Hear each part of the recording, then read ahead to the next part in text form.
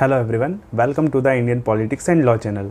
आज हम बात करेंगे अगर कोई आपके खिलाफ़ झूठी एफआईआर दर्ज करा देता है तो उससे आपको कैसे बचना है। तो चलिए शुरू करते हैं।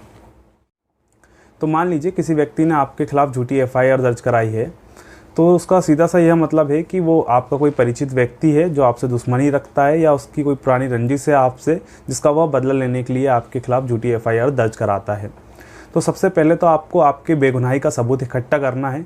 मान लीजिए कोई व्यक्ति आपके खिलाफ़ मारपीट का मुकदमा दर्ज कराता है या ऐसा कोई केस दर्ज कराता है जिसमें आपने उसको मारा है, पीटा है, ऐसा कोई केस दर्ज कराता है, तो सीधी सी बात है उस केस में वह स्थान भी मेंशन करेगा कि किस स्थान पे आपने उसको मारा है या किस समय आपने उसको मारा है, किन लोगों के सामने मारा है।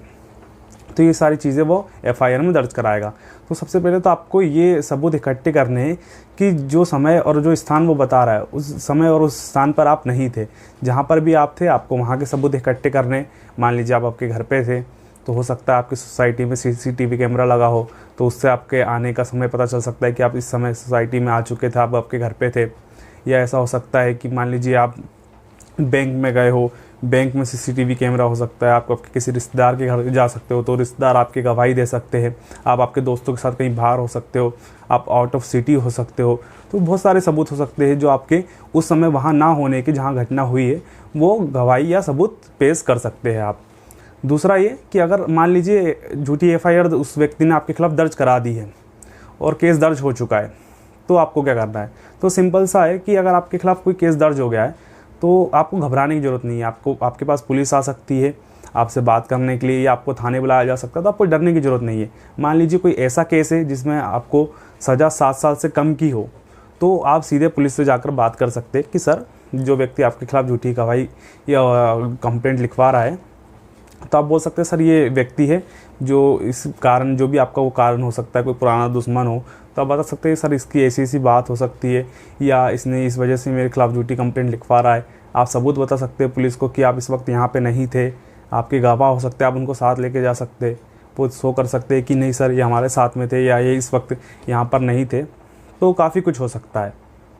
और मान लीजिए अगर कोई केस ऐसा है जिसमें आपको 7 साल से ज़्यादा की सज़ा हो, तो उस केस में आपको पुलिस के सामने खुद नहीं जाना है, आपको एक मीडिएटर का यूज़ करना है। वो मीडिएटर कोई भी हो सकता है, आपके फैमिली का कोई मेंबर हो सकता है, आपका कोई दोस्त हो सकता है, या आप वकील को भेजकर भी पुलिस के सामने अपनी बात को रख सकते हैं।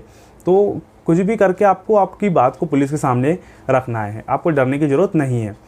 और चलिए मान लीजिए अगर आपके खिलाफ़ झूठी एफआईआर दर्ज हो भी गई, तो आप सीआरपीसी की सेक्शन 482 के तहत हाई कोर्ट में एक अपील दायर कर सकते हैं, जिसमें आप ये बता सकते हैं कि सर इस व्यक्ति ने मेरे खिलाफ़ झूठी एफआईआर दर्ज की है, इन कारणों से की है, और आप उस समय कहाँ पे थे। आप आपके सबूत लगा सकते हैं कि नहीं सर मैं इस समय यहाँ पे था या मैं ये काम कर रहा था, मैं इन लोगों के साथ था। आप आपकी गवाह तैयार कर सकते हैं और पूरी एक फ़ाइल बनाकर आप हाई कोर्ट में जा सकते हैं।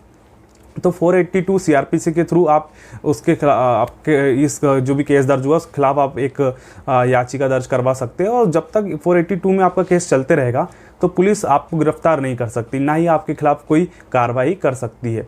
और जैसे ही 482 का केस समाप्त होता है आपका, और आप बाइज्जत बरी हो जाते हैं या आप जो भी आपके ऊपर आरोप लगा है उससे आपको कोर्ट फ्री कर देती है कि नहीं आप निर्दोष साबित होते हैं, तो आप जिस व्यक्ति ने आपके खिलाफ केस दर्ज कराया है उसके खिलाफ मानहानि का मुकदमा भी कर सकते हैं आईपीसी की सेक्शन 500 में। तो उस व्यक्ति के खिलाफ मानहानि का मुकदमा दर्ज हो जाएगा और आप उससे कंपनसेशन भी ले सकते हैं। और मान लीजिए अगर आप उसके खिलाफ केस दर्ज करवाना चाहते हो तो आईपीसी की धारा 182 में भी आप उसके खिलाफ केस दर्ज करा सकते हैं, जिसमें उस व्यक्ति को 6 महीने की सज़ा हो सकती है या 1000 तक का जुर्माना उसको लग सकता है।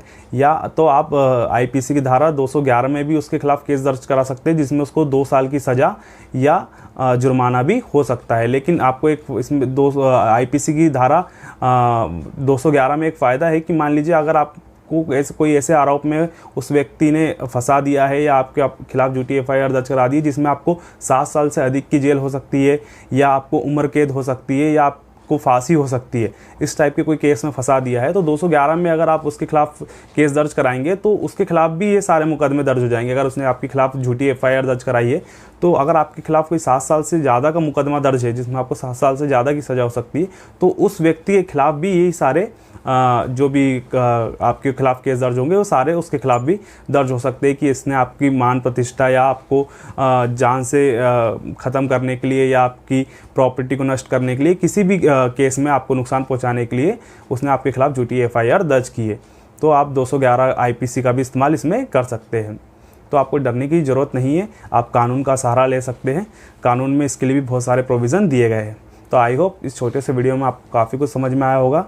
Thank you so much. Video अच्छा लगे तो लाइक कीजिए, शेयर कीजिए और चैनल को सब्सक्राइब कीजिए।